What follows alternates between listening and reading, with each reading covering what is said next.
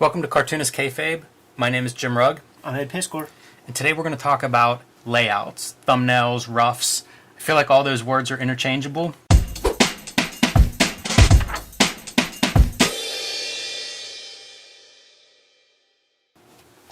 I feel like once every 6 months, man, one of our cartoonist brethren out there, they put the blast out. They start new books and they're looking for inspiration, and they are curious about different approaches to tackling the thumbnails. So we're going to create the resource for such a thing. It's a good place to start. So thumbnails, breakdowns, these are kind of like storyboards might be in film or something. They're a plan. They're a visual plan. Some artists will even write in this format, which is pretty amazing to me, and we'll see some examples of that. But we're going to start here with, this is from Steve Rude's sketchbook. This is the first time I really saw this, and I had met a cartoonist, Ernie Steiner, one of the first working professionals who took some time to look at my portfolio, really my sketchbooks, and kind of steer me in a direction. And this is one of the things he showed me was like page layouts, which, in the beginning, everybody is just doing, you're just doing pinups, of course. And so, if you want to make comics, the step is to go from just doing pinups and covers to actually drawing pages.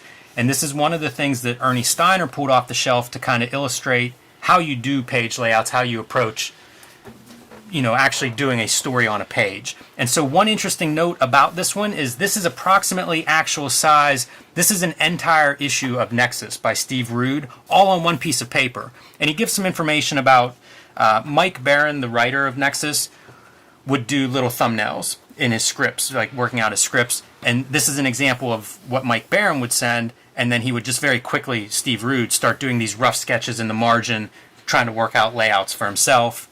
And that would graduate into this, basically a working issue. And what he outlines here is, if it's readable at this small, tiny size, it'll be readable at comic book page size. So those are some of the things that I took away from my initial exposure to this concept. Seems to be a good rule of thumb. And Steve Rude is one of those guys who puts in that work, man. His sketchbooks are famous, so it's very cool that we have an example of this to take a look at. One of the most famous, highly respected comic book writers in American comics history is Harvey Kurtzman. And rose to fame at EC Comics, where he was working as an editor of several books, and that meant writing the stories and doing layouts. So he was a guy who would be writing in this layout format for other artists. And this biography, Art of Harvey Kurtzman, really nice biography, a lot of great art reproduced in here, including some of those layouts. So this is from Lost Battalion thumbnails, from Two-Fisted Tales, one of the books that he edited, War Comics, very famously. And you can see this is like Stenopad, it's probably this big in real life, and he's drawing the entire short story, 2 by 3 inches or something approximately for these pages. Very, very loose, circles for heads, very simple, about as basic as you can get. He would go from this very rough layout to a more revised, tighter layout. And if you compare this, if you have this book, this page is actually this page. So take a look at this page, and then you can see this is a more refined layout.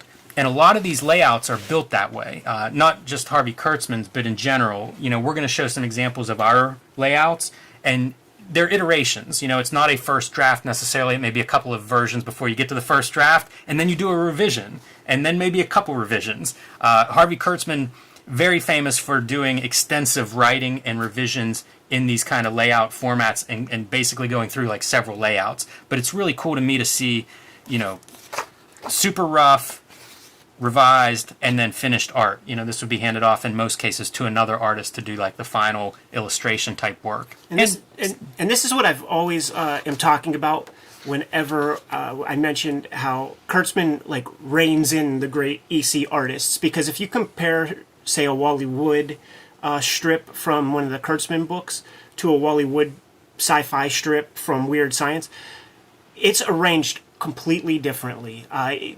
Kurtzman tames the horse and really turns these guys who draw pretty pictures into impeccable storytellers, and that's what these roughs provide. Yeah, and keeping with what I said about Steve Rude, if it's readable in this little small format, then yes, go nuts on the illustration at full size, and it'll still be legible as a comic. It'll still make sense in terms of storytelling. You better get those guns right, though, man. If you're drawing shit for Harvey Kurtzman, a lot of stories about that, man. Drew the wrong machine gun. So Kurtzman had a long career, and as I said, famous for doing a lot of drafting, writing in his drafts. This is from Little Annie Fanny, a strip that was highly polished in terms of illustration for Playboy magazine, done with Will Elder, one of the great illustrators to come out of that EC troupe.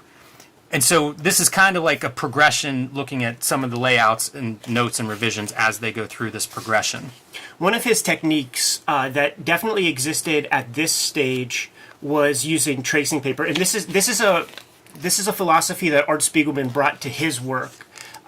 You do the initial thumbnails, you do the initial roughs, and then you lay a piece of tracing paper over top of it in a different colored ink.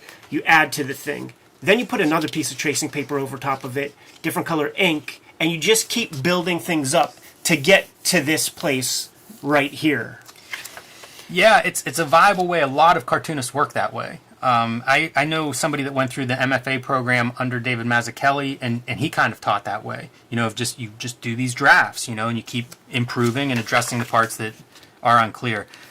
Example of the different color, working on top or making revisions in a different color so you see this note, essentially.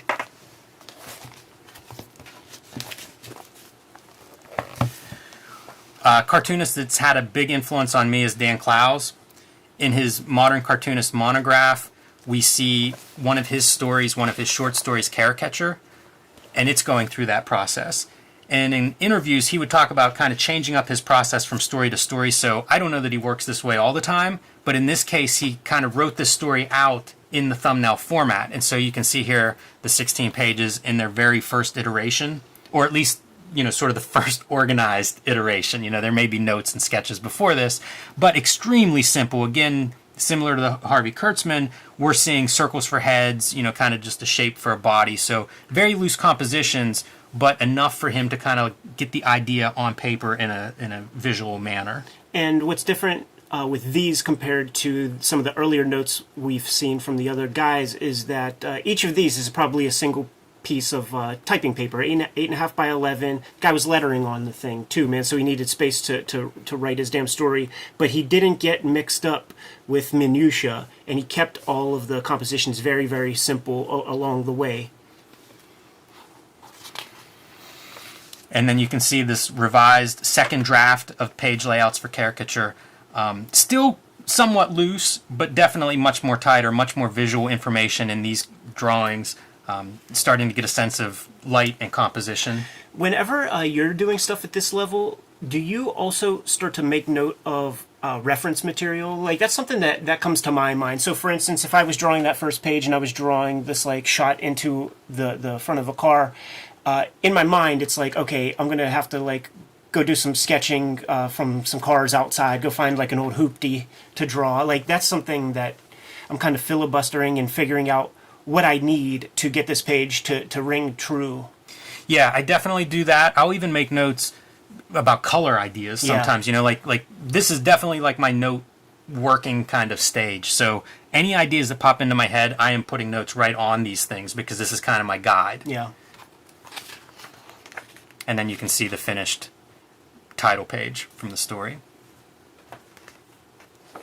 Great story. We'll do a book club episode on that story. For sometime. Sure. I have a couple of examples of Frank Miller, one of the first cartoonists that I really followed, and probably one of the first times I saw an example of this layout and didn't realize quite what I was looking at. As Miller did Daredevil, started out drawing it, then took over writing and was writing and penciling, and then ceded the penciling to Klaus Janson, so he was then doing kind of rough layouts, and Janson was doing the finished art. And if you see the credits here, Frank Miller, writer, storyteller, Klaus Janson, penciler, inker, colorist. Which is pretty amazing. Great team up. Yeah. That's a tag team champion for a long time when those guys were working together. But the interesting thing of this book, this is Daredevil 188. You see your title page here, all finished and printed. And in the back, instead of a letters column, they show Frank Miller's rough layout. And so this is one of those early examples where it'd be like, wait, how does this what am I seeing here? And you can compare and contrast that first page with this rough layout, and it's the same idea, but all the detail is left to your finisher, in this case Klaus Janson, and why not? Guy can do everything. But it's interesting to start to see so Miller's turning these things in a very rough format at this point. And so on screen now are a couple of examples of pages and interior pages with panels and stuff to kind of show that breakdown in a little greater detail between Frank Miller's layouts and Klaus Janson's finishes. So Ed, you mentioned resources that somebody that's interested in layouts might want to take a look at. This is one of my favorites, another Frank Miller collaboration. This is the Absolute Batman Year One edition. This one reproduces David Mazzucchelli's layouts along with Frank Miller's script. This is an amazing resource for exactly process stuff and trying to think about how do you translate from story to visual. In this case, Mazzucchelli, going very differently than the Steve Root examples or the Harvey Kurtzman, super detailed. And I believe these are drawn at 1/4 of the original art size. Sometimes you'll see, if it's maybe a full color scan, you can actually see like the DC paper in DC on some of these, and you'll see that he basically took a page of art and divided it in half and in half to get this size. Pretty big for layouts. Around this period of time, and if I was prepared, I would have ran and grabbed mine, but there was this arcane tool called a ratio wheel or a proportion wheel, and you would have this thing, and very often in the margin you would see like a percentage, 167%. Right.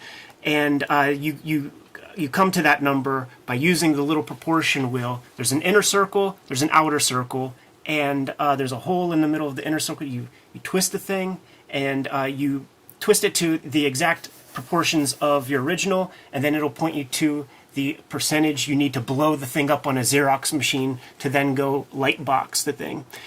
Very easy to do in Photoshop now.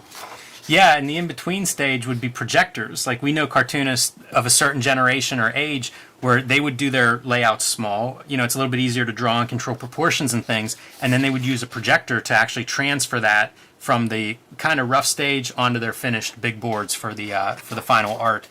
David Mazzucchelli also talked about like line quality in these, so they're hyper detailed, and it informed kind of the finished look of this page of what he would describe as the dumb line, which was a really interesting stylistic innovation for a book like Batman and superhero books in general. And I think this reprints all of his layouts, the entire script and all the layouts. So this is the best Batman Year One edition, but man, these layouts are just amazing. Something to marvel at. Frankly, I think this is the best package put out by the big two, either of the big two ever. Like, everybody should have a copy of the Absolute Batman Year One if they're a fan of this material. Yeah, and I guess it's worth noting this is actually two books. One reproduces the original newsprint coloring edition of these comics. Yeah, which is this. And then one reprints like the deluxe collection, which Richmond Lewis went in and repainted all the color art for the graphic novel collections. But it's interesting to see those two, especially if you're familiar with the old coloring palettes. Richmond Lewis made these coloring palettes sing. Yeah, and she used the on the deluxe paper and stuff. She used the fact that, and she made note of the fact that that paper is white, so the color is going to translate differently on white paper than on that old kind of gray newsprint. And she makes that sing too. The lady just knows what the fuck she's doing. Yeah. One more heavy hitter before we get to our own gimmicks. This is another one of those great resources if you're trying to figure out layouts and maybe draw some inspiration or break all your pencils. This could go either direction. But Watching the Watchmen is a book of Dave Gibbons' layouts for Watchmen. Super detailed. Absolutely gorgeous to look at. They read clearly. I'm not sure the size of these. This may be actual size. I don't think so. I think I remember reading that he got 8 of those to fit on a piece of A3, A4, whatever the small one is. They're just kind of like, Chip Kidd did his thing and divvied them up however he did. But they're small as fuck, basically. Yes, very small. Felt tip pen. And very nice to see, like finished panel rendered printed piece versus sketch layout, tiny, concept. it's interesting what information is included, and this varies from artist to artist and really what you're going for. In this case, a lot of attention to lighting. This is a very noir, moody piece of storytelling, and so that's important information at this stage. Yeah, he and Klaus are also the letterers of their pages too, so you see a lot of kind of breakdowns, kind of like allowing him to know how much real estate he has to draw, where the lettering placement's going to go. Very helpful stuff for a cartoonist. I think the lettering thing is big. That's something that I'll see variation on layouts. Some artists will include it and some won't. Sometimes you're writing your script after the fact. But whenever I have a script to work from, whether it's mine or someone else's, I include lettering placements because it's part of reading, it's part of the composition. Before we get out of here, should we show some examples of our own roughs and things? Absolutely. This is a script for one of my Street Angel books from Image. Street Angel goes to Juvie. I think I've talked in the past, I would print out my scripts, staple them together so I could carry them and work on them on the road. Before we even go past this, was this maybe an idea for a cover design? Or you were just kind of riffing, having fun? I was just fooling around. That's fair. I like these scripts, and I end up carrying them around for a couple of months while I'm working on the book, so sometimes feel like doodling on the cover more than drawing the actual pages. I do, this is my working draft, and I would write a very detailed script with Brian Maruca, and it would have a lot of information, and then this would become the Bible. Like, I would move off screen and onto this surface, and so you can see these are your typical page layouts. This is what we've been showing. In this case, it's one page, but it's several drafts, several iterations, and I'll number like the ones that I'm going for, use this panel for number 5. Just basically my way of trying to get the panel that I need. Yeah, giving yourself options, man. Like you, very rarely do you get things right the first time. It's not the SATs. Yes, exactly. And then, Ed, you mentioned, do I note, research, or if I'm going to have to look something up or find reference for it. And in some cases, and of course I can't find one when I want it, I would have like character design. If I had a new character or something coming up. There's one on the very first page. That's true, there is.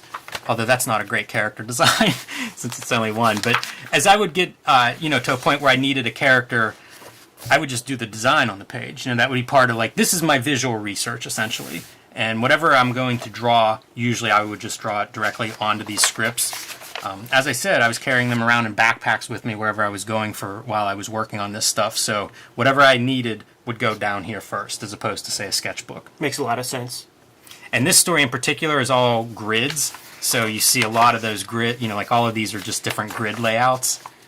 Sometimes very precise grid layouts. Let me ask you, when you start to translate these things to the final printed page, do you blow these up, put them in blue lines? Like, is this, you're just eyeballing the dimensions and shit? It's just pure compositional ideas and shit at this stage. Yeah, and also a rough draft. Whenever I would go to the full page, I would actually redraw them, completely. I wasn't blowing anything up, and that was the next draft, because then I would lightbox that drawing.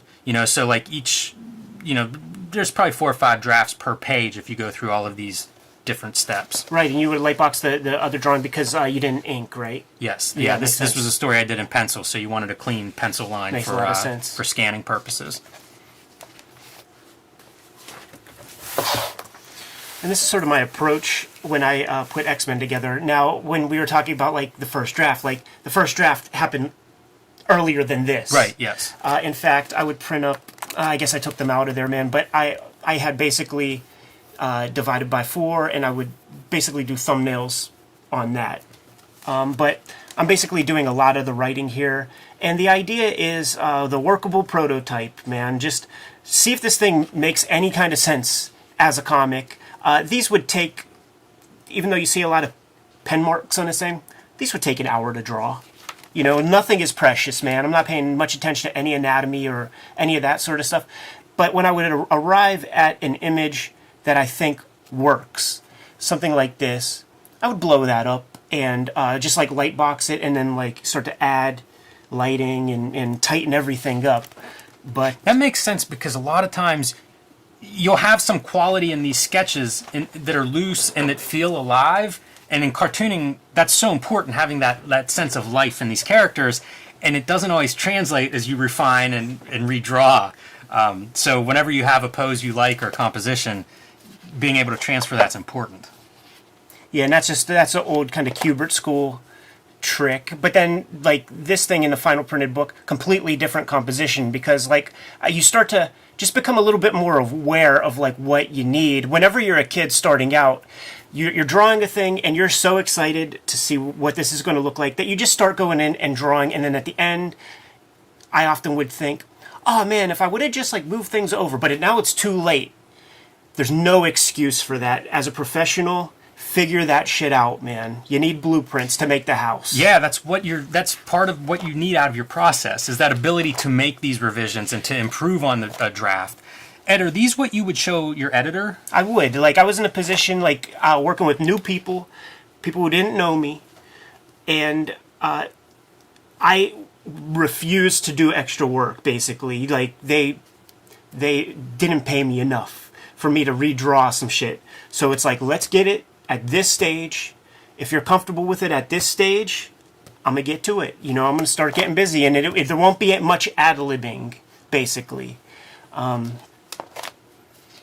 It's so interesting to see these.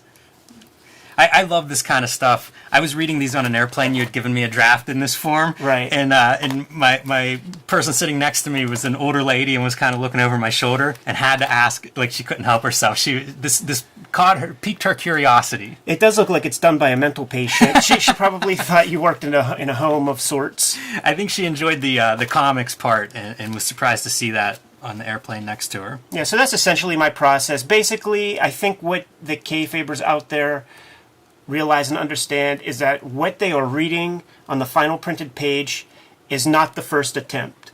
If you're a maker of comics and you weren't exactly aware of this, how liberating is that? You don't got to get it right at the first time. Try a few. My first Street Angel was done with no layouts. The first published comics I ever really made. I didn't know any better. And whenever I went to work on the Plain Janes with an editor or with a real publisher, that was the first time that it was required that I turn in layouts. And there were different reasons for that, but I like that you show these layouts, Ed, because a lot of times the layouts do go to an editor or a publisher or some collaborator in that process, and they need to be able to read them. You know, like some of the stuff I was showing in those Street Angel layouts, that wouldn't work for anybody except for me. Totally. Like, they were going to me, so I understood what those scribbles meant. But same as the Harvey Kurtzman examples, where it's like, here's his rough draft, and then a slightly revised version goes to the artists that are supposed to understand that rough draft. I don't know, man. Looking at all these thumbnails that we just looked at, it's got me jazzed up to get back to making comics, man. Should we get the hell out of here?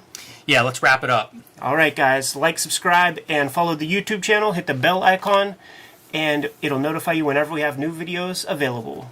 You can find Cartoonist Kayfabe merchandise in our spread shop, link below the video.